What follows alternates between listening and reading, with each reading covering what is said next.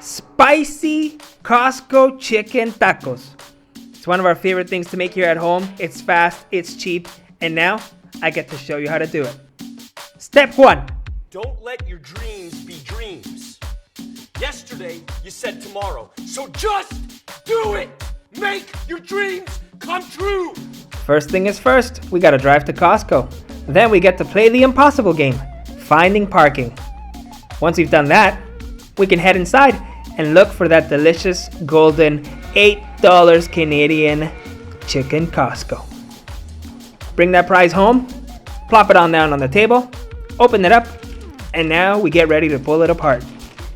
Sometimes I like to use forks if it's too hot, but for the most part, I like using my hands because it's just way quicker. However, if you do it when it's fresh like this, you might get burned, so you've been warned. Okay. Be careful. Don't forget to get all the juice from that bag. Every single drop counts. Now we get our scissors and we're gonna set this chicken free. So after the initial pull, here's what we got. We save the bones because we wanna make chicken broth with it. Because as we remember, chicken broth is what we love to use for tortillas and salsas. So that goes in the fridge for later. Now that we have our chicken pulled apart, we wanna pull it into little strings. This is important, and a few of them we're gonna pull into really thin strings because we're gonna use them for the final ingredient at the very end. Our goal here is to get this near perfect chicken to the next level. Costco chicken by itself is already good enough for tacos, but if we do the next few steps, trust me, you'll never go back. So let's go to that next step. No taco is complete without a salsa.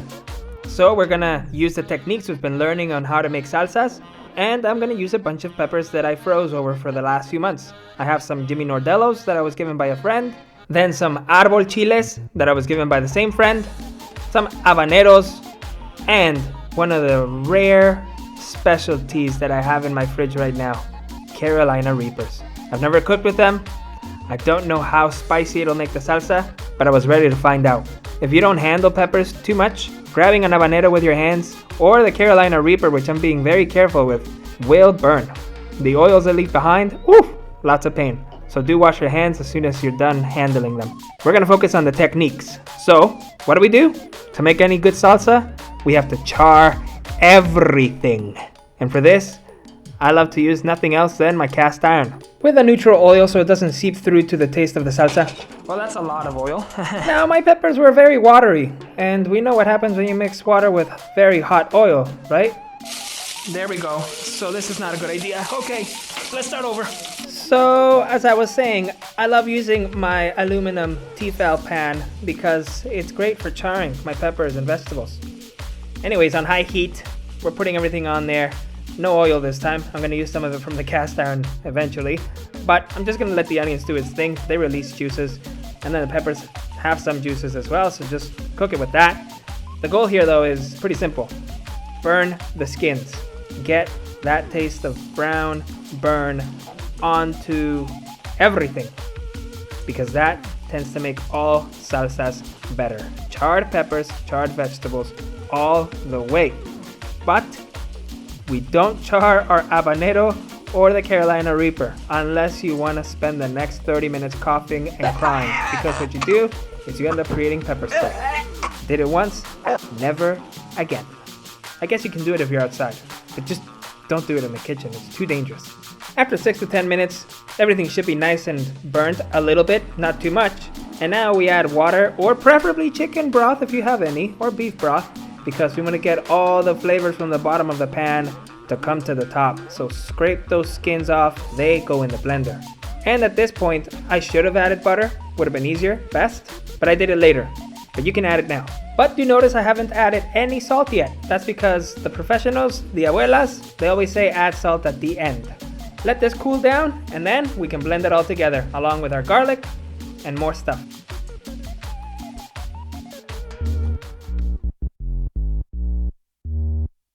If you cut off this end first, hold down, pull.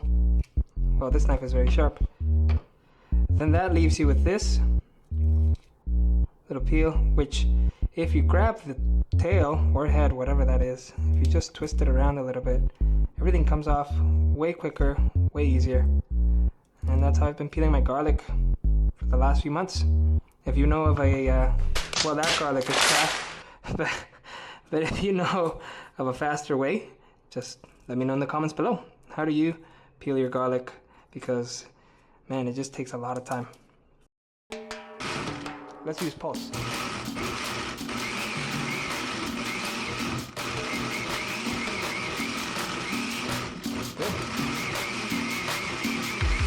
Okay, after that initial first blend, now I added my garlic. I have my tomato, which I forgot to char, but it's okay. Add it in there raw, it's all good. Not all of it's gonna end up fitting, so I'll have to do it in 2 different blends, but that's okay. Once all blended, we put it back on the pan and let it sizzle for about 10 minutes. Because I forgot to do this step before, and I know it's the secret ingredient to all great salsas, I'm adding my beef bouillon or chicken bouillon to the salsa now while it's simmering, and then I'm just gonna move it around so that it disperses well and integrates into the sauce. I could have done this during the blending process as well. I could have done it way before, but I'm doing it now, and it works. Just do it. Make sure you do it. It's the secret. Another good tip is to clean as you go. My wife loves it. Happy wife, happy life. Real tacos need real tortillas. That's why we're gonna follow the steps that we outlined in that video that you all supported so much, for which I'm so thankful. Thanks to you, my subscribers, and to all who liked and commented, I was able to get monetized and get this little camera. So thank you. We're still here because of you. I can't say it enough. Muchas gracias. So the steps from that video, we're gonna just follow them. We're gonna use 1.5 cups in this case, but it doesn't matter how much you use. Just make your dough, add warm water little by little until you can form a little ball of dough, press on it, and if you see that there's no cracks on it, that means your dough is moist enough, it's all about moisture, to get that shock reaction when you put it on the pan and then it puffs up. Even if it's just close enough to being moist enough, that's fine. Letting it rest helps a lot, and then I always need a little bit of water afterwards when I'm pressing them because it's just so dry around here all year round in Canada, so the water can save us later on. Either way, moist masa is a must for puffy tortillas. After we let it rest 20 to 30 minutes, then we can make our little tortilla. So we roll it up, then in my case, I add a little bit of extra water in there because I want the dough to be as moist as possible without being sticky. And then we press lightly with this Victoria tortilla press, which I've been using for I think almost 2 years, and man, it is just going strong. And some of you have asked, where can I get it? I have links below. They help the channel a lot. Thank you so much if you did buy one. Gently remove it from the plastic. And watch how I put it down on the pan, on this IKEA stainless steel pan. Now it's smoking, which means it's really hot, but wait, we're gonna check just how hot it is by using the water test. And boom, dancing. So I have it on medium high. That dancing shows me it's at 200 degrees Fahrenheit, 100 degrees Celsius, which is perfect. That's what we want for the puff effect. So we put it down, wait 15 seconds. The sooner you can flip it, the better. And if you want to check if you can flip it, usually you just move it around a little bit. If it's unstuck from it, it's ready to be flipped. You can use your hand, you can use a spatula, a little towel, whatever you prefer. Just check for that little bit of movement and keep on checking on your temperature because every stove is different. And I know I said 15 seconds, but usually it takes me about 30 seconds with this stove and this setting. Once I flip it, usually I let it cook for a good minute or so. That's how much it takes about under these very specific circumstances and all of these tools that I have for it to cook thoroughly. But I'm always looking for the signs like the bubbles and ring. And if you're wondering, what is this guy talking about? Little bubbles, ring? We talked about all of that in the 2-part video that I did about tortillas. The first one, where I did it in an electronic stove like this one and many different pans. And then the second one, which was with cast iron, where I had to wait for the ring to be able to flip it accurately. So now, when we flip it, steam's gonna try to escape and there's gonna be a separation, and if it all goes well, we'll have a puffy tortilla. Any second now, waiting for those bubbles or the ring to show. It's getting close to that minute point. check on the butter that it's melting. I'll mix that around in a little bit. And there's a bubble, there's another bubble, another bubble. Hopefully you can see them on the camera. And when I flip it, it should puff.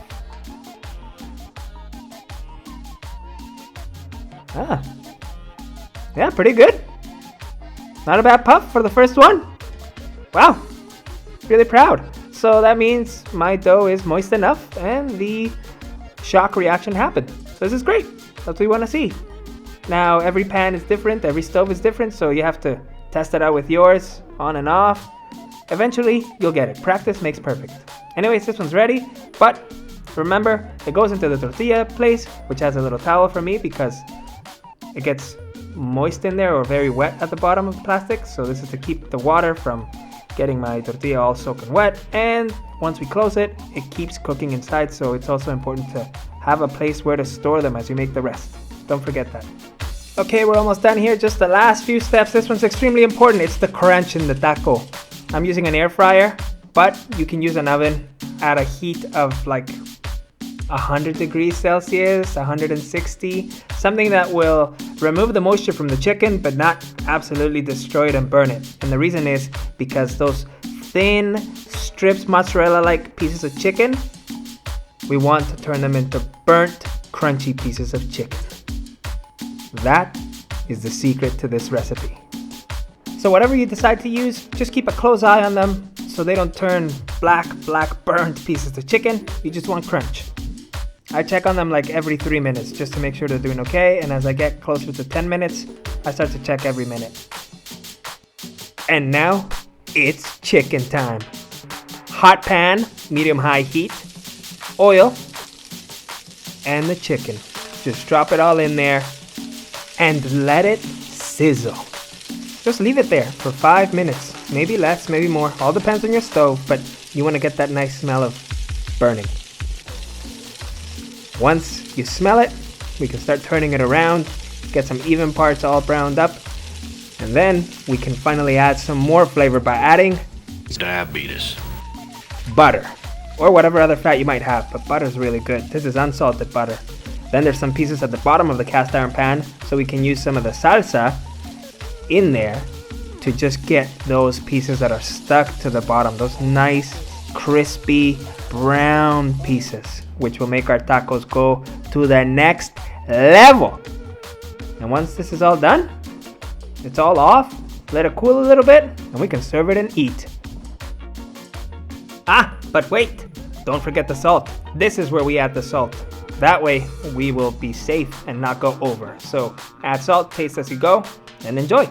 Okay, now let's go prepare the tacos. Presentation is important, so don't be shy. Stack them up. Chicken first, then the salsa, and at the end, the secret ingredients.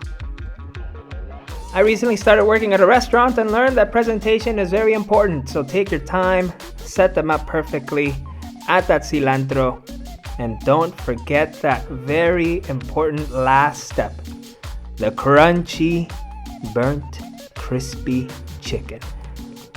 If you have followed all of these steps along, thank you so much for watching this video, for watching all my other videos, for supporting them, for subscribing, for liking, for commenting, and I hope you enjoy this taco as much as I got to enjoy it. It was very fun to make, and I hope that you get to make them very soon. I'll see you in the next one. Yes, you can. Just do it.